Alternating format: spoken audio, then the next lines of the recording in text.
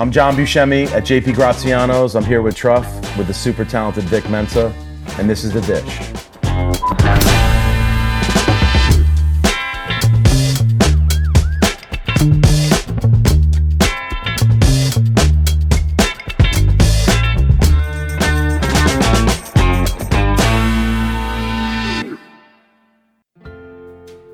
So we're at JP Graziano's, Vic, and I've been told you used to run around these streets as a young man. 100%. Tell me a little bit about your experience in this neighborhood. So I went to school a few blocks away at a magnet school called Whitney Young. This area at that time was industrial. You know, it was like a meat packing district.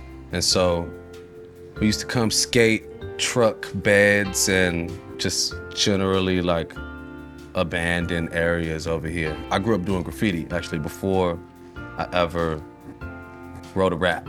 Right. I was writing on walls. And so I would come over here because I could just, you know, get my shit off, and there was no chance somebody was gonna call the police because nobody gave a fuck what happened over here. Just a bunch of truckers and industrial workers. Straight industrial stuff. And so I still got tags in alleyways and stencils on, you know, Lake Street, on Fulton Market Street. Still got scars from falling off a skateboard around here. And I used to come to JP Graziano's. There wasn't much over here, but JP Graziano's was always here. And even back then, I definitely prided myself on like being up on fly shit that people didn't really know about. So I probably felt kind of cool because kids would just go on the subway and I'd be like coming over here getting like a cultured Italian sandwich, you know? Right. We went on a pizza tour a couple days ago when we got here, and one of the stops was Illuminati's, which is just a click that way. I always rock with Illuminati's over Giordano's, honestly. You know what I mean? Like Giordano's is maybe the most recognizable brand name of deep dish pizza. And so like people come in from out of town, they might be likely to go there first, but Illuminati's just got the ill butter crust.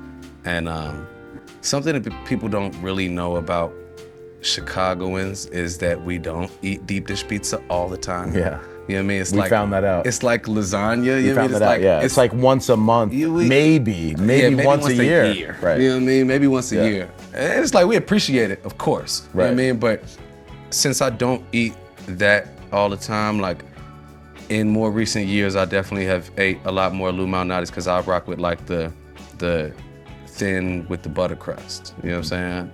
This city is known for its food, obviously, around the world. We've found out that there's about 12 different styles of pizza in the city, which is very rare. It probably doesn't even exist in New York like that.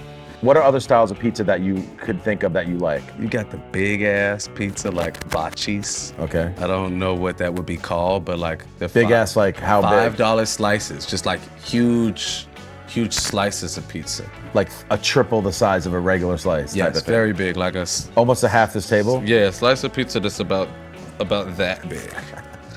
That's Bacci's. $5. $5.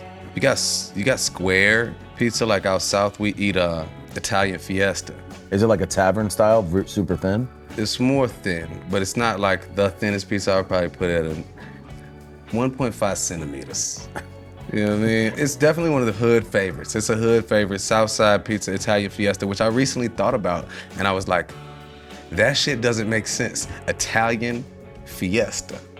Fiesta is a Spanish word, you know, but it's black people eating this shit either way, so, you know. Right. You're from Chicago. Like, how much is giardiniera in your diet? I'm eating like mild giardiniera though. Giardiniera is definitely a big part of my Chicagoism. Fridge. You know what I mean? For sure. Like if I'm buying the ingredients for a sandwich, you know what I mean? If I'm like in that type of vibe and I'm having sandwich stuff in the crib, it's definitely giardiniera, mild giardiniera, you know what I mean? Born and raised in Chicago, there's a lot of guys that I know from Chicago that live in LA and New York. How come you stayed here and didn't decide to move somewhere else? Well, I've lived in LA many times, you know? But kind of just visiting, right? In essence. Right. Chicago has always been and will always be my home, you know what I mean? I think that much of our intention has been redesigning the narrative that to have success, one must abandon Chicago. You know, it's like I can't replace the magic of Chicago in my life. So much of my influence, my inspiration, like what drives me spiritually, what informs my lyrics, my worldview, is that special sauce in Chicago. You know, it's this beautiful, chaotic, humble, arrogant mixture of so many different influences and so much history, you know what I mean? Not just for me personally, but in totality. You know, oftentimes what people hone in on about Chicago is the violence, you know, and political corruption. And corruption. Chicago, in that way, you know, really is like a microcosm for America at whole, you know. Something that is also deeply rooted in Chicago is the history of like revolutionary action and the epicenter of the blues music, you know what I mean? And just like this junction from which the Great Migration brought everyone, and Buddy Guy and Muddy Waters and those that influenced the Rolling Stones and Elvis and created jazz music, you know what I mean? That's right. So much. Fred Hampton Jr., you know what I mean, doing what he did with the Black Panthers by age 21.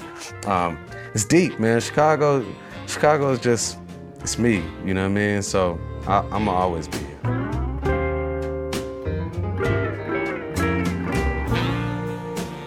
One thing that's stressing is like the benefit of making a new category. You know what I mean? Like yeah, that's what we tried to do. Truffle hot sauce. It's a new category. Cheers. It's good, right? Bang 'em.